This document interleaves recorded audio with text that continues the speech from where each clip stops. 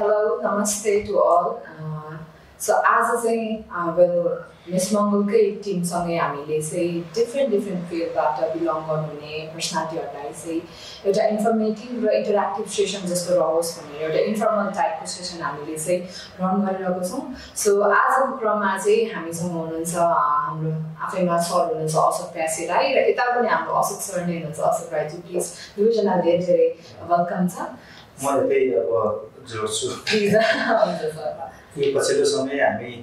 Miss मङ्गलको 15औँ संस्करण celebrating 15 years of excellence भनेर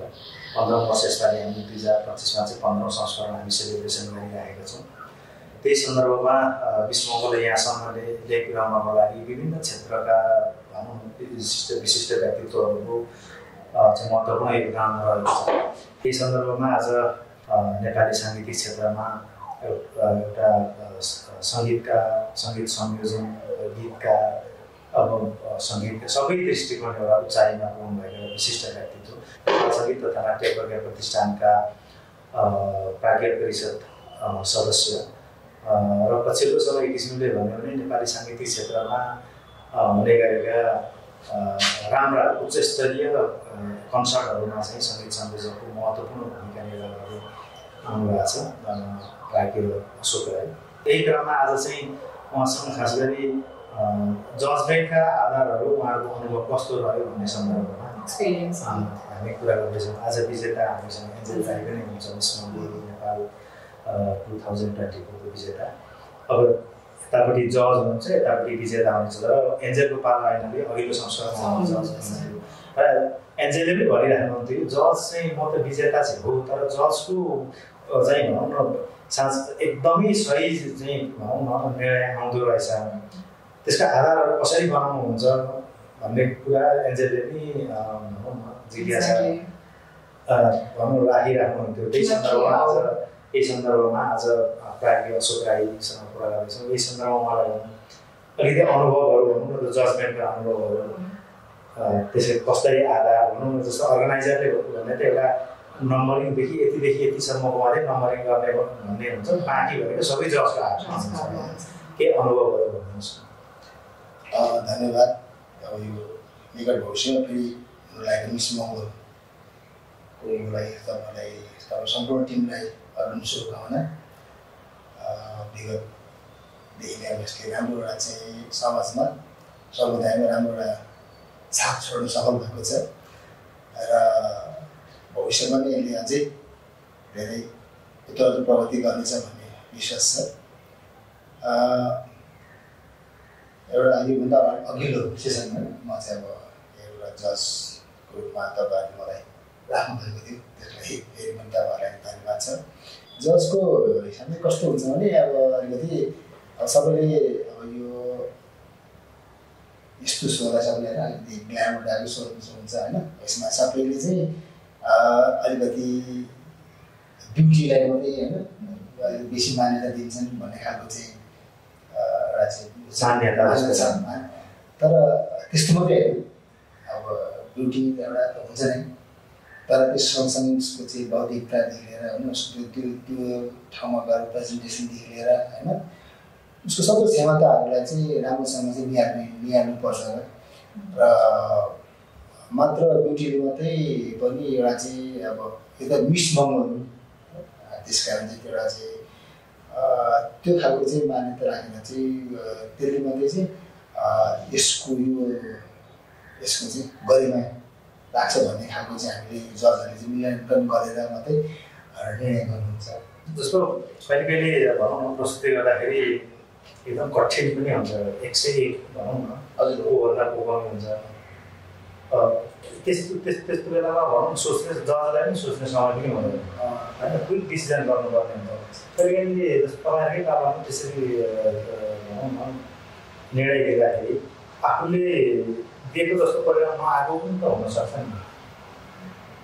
त्यो त कस्तो थियो अब हामी त 30जना जज हुन्छौँ होइन त्यो सबैको हेर्ने दृष्टिकोण फरक हुन्छ। अब मैले कुन दृष्टिकोणले अब कसलाई जज गरेको हुन्छु अर्को जजले कुन दृष्टिकोणले गरेको हुन्छ त्यो फरक हुन्छ। कहिलेकाहीँ आफूले अब यस्तो चाहिँ भइदियो यदि हुन्थ्यो भने चाहिँ तर कस्तो हो त्यसमा चाहिँ अब समस्त 4 जनाको उसमा जसको राम्रो हुन्थ्यो त्यसलाई चाहिँ मान्नुपर्छ होइन त्यो आफूले भनेको र आफूले नै सही ठानेको मात्रै सही भन्नु यहाँको पालामा चाहिँ यहाँले चाहेकै परिणाम आएको थियो कि होइन मैले सानो सालले चाहेकै चाहिँ हाम्रो चाहिँ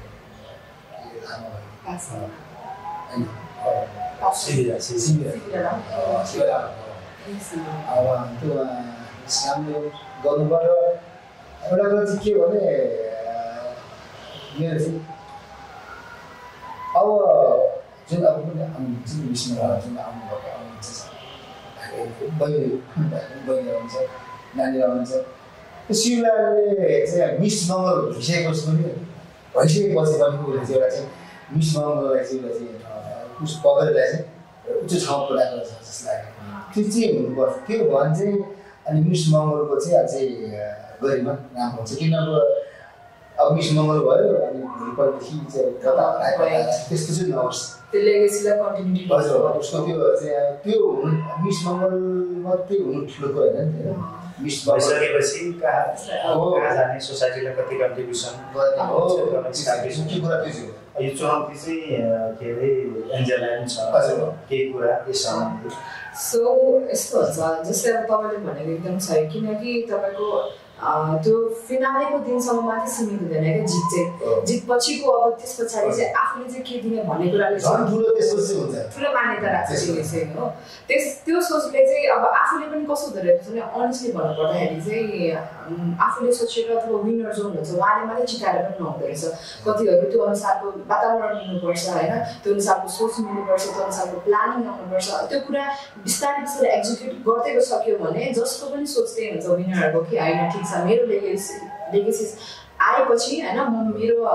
त्यो टाइटल मात्रै नहोस् कि त्यो टाइटल पछि पनि मैले केही दिन पाऊँ आफ्नो समाज आफ्नो समुदाय आफ्नो ठाउँमा त्यो दिउँ भन्ने सबैको हुन्छ तर त्यसको लागि चाहिँ कति कुराहरू मिल्नु पनि पर्छ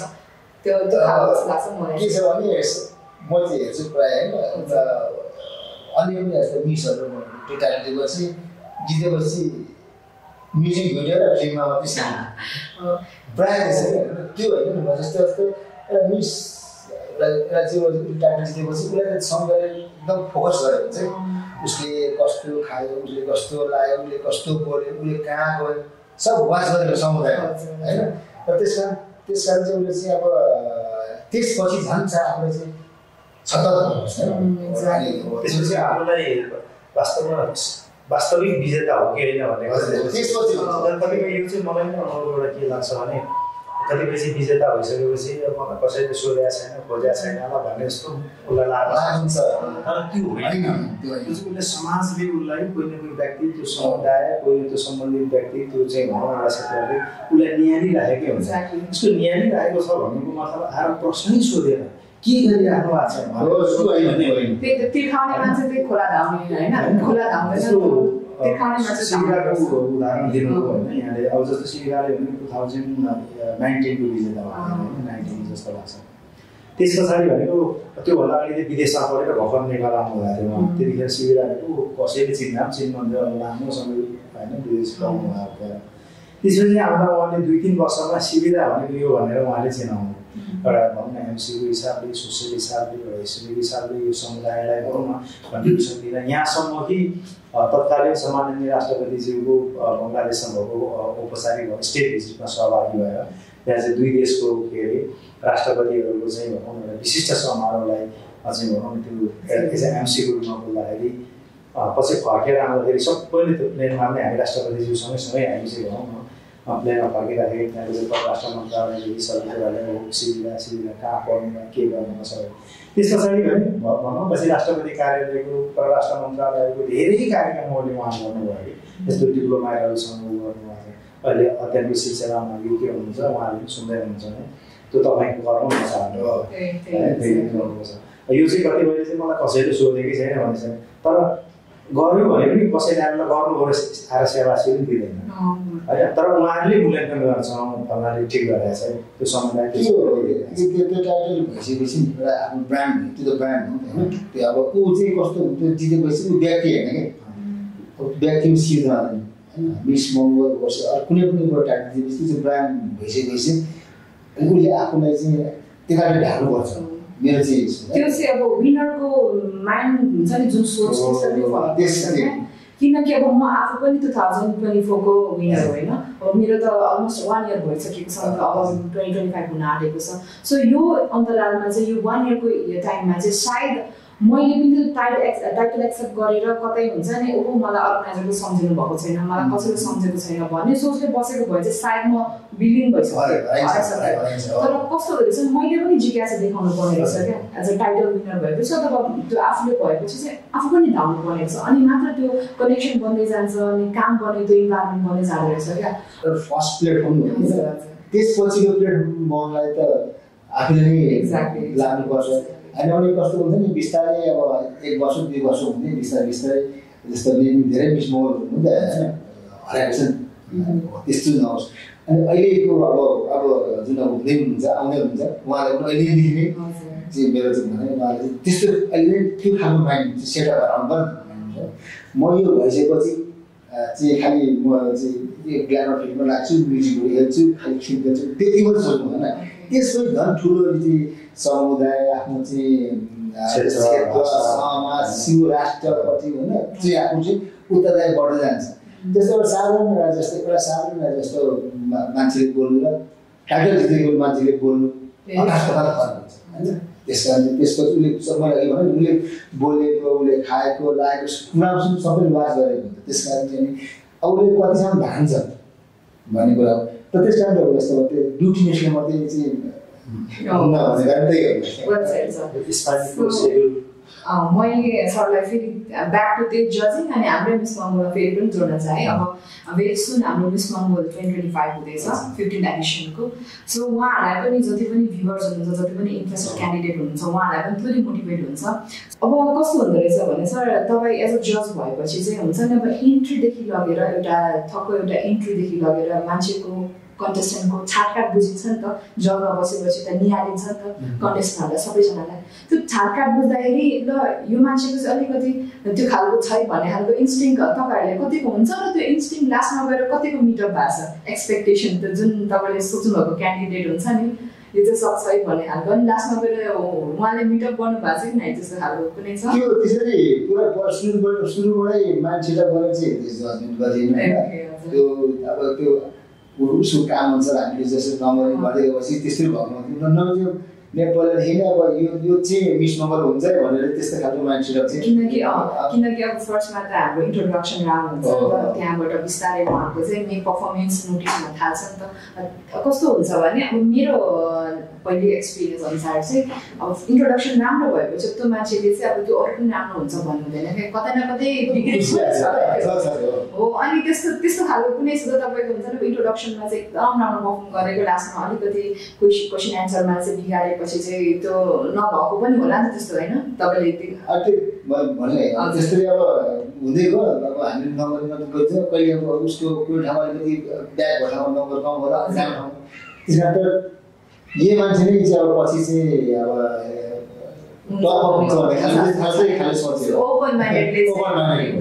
पर्फर्मेन्स गरेर राम्रो गरेर कसैको कस्तो हुन्छ त धेरै इभेन्ट हुन्छ नि के कुनैमा कसैको राम्रो हुन्छ कसैमा कुनै राम्रो हुन्छ होइन सेगमेन्टमा राम्रो गर्नेले अर्को सेगमेन्टमा राम्रो हुन्छ सो त्यसले चाहिँ के बुझाउँछ भने पर्फर्मेन्समा डिपेन्ड भयो नि त तपाईँको स्टार्टिङदेखि नै मैले अघि त्यो सिनारियो बिल्डअप गरेको कारण चाहिँ अब फर्स्टमा अब कसैले एकदम एकजनालाई चाहिँ नोटिस गर्यो भने उसलाई नै भन्ने खालको अलिकति फेभरिजम हुनसक्छ नि त तर तपाईँले चाहिँ भन्नुभयो एज अ जज होइन तपाईँले भनिहाल्नु कि सेगमेन्ट वाइज हुन्छ उसको पर्फर्मेन्स उसको प्रेजेन्टेसन अनुसार मार्किङ हुन्छ भन्नुभयो सो इट मिन्स यो चाहिँ फेयरनेस देखाउँछ कि कम्पिटिसनमा त्यो भएन भने चाहिँ अब अनि टाइटल मात्रै हुन्छ नि होइन त्यसले अब खासै पछि यो सकेपछिको भोलिपल्टदेखि त्यसले चाहिँ समाजलाई त्यस्तो व्यक्तिले खासै चाहिँ उपलब्धि दिनु र रिजल्ट आउने खालको चाहिँ के दिन्छ जस्तो चाहिँ मलाई लाग्दैन जो आओस् राम्रो आओस् होइन त्यो आएको व्यक्ति चाहिँ होइन नहराओस् म जज हुनु नहुन्छु भन्नु किनभने त्यो यस्तो हाम्रो समुदायबाट आएको एउटा चाहिँ अब मिस मङ्गल यो चाहिँ अब हाम्रो समुदाय हाम्रो समाजलाई चाहिँ के दियोस् हामी त यो चाहिँ अलिकति ग्रामर्स भन्दा पनि कल्चरल खालको भनेको पनि त्यही हो अलिकति भनौँ अब आफ्नो समुदायमा भाषाको कुराहरू सांस्कृतिक चेतना जागरणको कुराहरू छैन आफ्नो वेशभूषा खानपान हरेक कुरामा उसले चाहिँ एउटा अलिकति उदाहरणीय काम गरोस् चाहना पहिलादेखिको यसको एउटा कन्सेप्टै त्यही हो अहिलेसम्म एक किसिमले भन्यो भने हरेक विजेताहरूले अब धेरै यो क्षेत्रमा कन्ट्रिब्युसन जस्तो एन्जेलकै कुरा गर्दाखेरि भनौँ न कल्चर धेरै कल्चरल क्षेत्रमा त्यसको प्रमोसनमा कुनै न कुनै ढङ्गले मोडलिङ गर्दा पनि मैले हेर्छु पछिल्लो समयमा एकदम कल्चरल खानाहरूको कुनै गहनाहरूको प्रदर्शन गर्ने कुरा नियमित होइन सो त्यो म त एकदमै थ्याङ्कफुल छु मिस मङ्गलको प्लेटफर्मलाई चाहिँ किनकि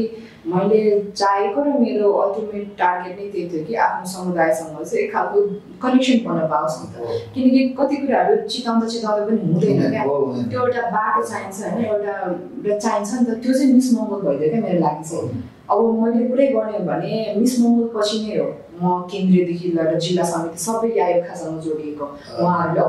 उहाँहरूबाट अप्रिसिएसन पाएको आफ्नै मेरो दुमी समुदाय दुमी राईहरूले पनि यायोखा हुनुहुन्छ उहाँहरूले पनि सम्झिनु भएको फन्ड सिक्किमहरू सो उहाँहरूसँग त्यो सम्मान मात्रै पाउनु ठुलो कुरा होइन कि त्यहाँको जति पनि व्यक्तित्वहरू हुनुहुन्छ होइन उहाँहरूसँग जोडिनु पाएँ ए हाम्रो समुदायमा पनि यस्तो चेलीहरू हुँदो रहेछ भन्ने एउटा खालको मैले एउटा इमेज बनाउनु पाएँ कि अनि त्यसको लागि चाहिँ आइम भेरी थ्याङ्कफुल मिस मङ्गल टिमको लागि होइन मिस मङ्गल पछि नै मैले त्यो सबै जोडिनु पाएको हो हाम्रो चाहिँ मिस मङ्गल 2025 को चाहिँ अडिसन धरानमा चाहिँ साउन 17 गते हुँदैछ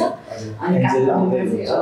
काठमाडौँमा चाहिँ साउन 23 गते अनि त्यसमा चाहिँ यही पालिदेखि होला हामी विनर्सहरू म लगायत मेरो runners of second runner of उहाँहरू हामी आफै नै त्यहाँ हुन्छौँ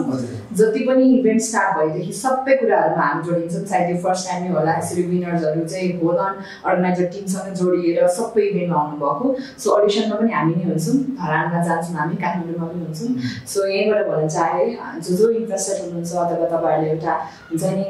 यो प्लेटफर्मको कस्तो हुँदो रहेछ भन्ने हाम्रो जिज्ञासा छ भने please I really want you all to participate in Miss Mangal Nepal 2025 र मैले अडिसनको डेट पनि भनिहालेँ धरानमा साउन 17 गते र काठमाडौँमा चाहिँ साउन 23 गते हुँदैछ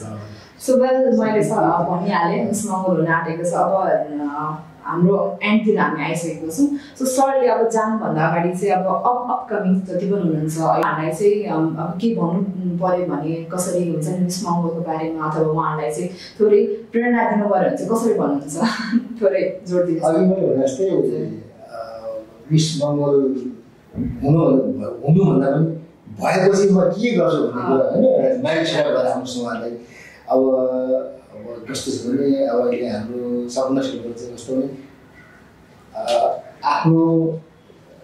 समाजप्रति आफ्नो भाषाप्रति आफ्नो चाहिँ संस्कृतिप्रति अनि त्यसपछि देशप्रति चाहिँ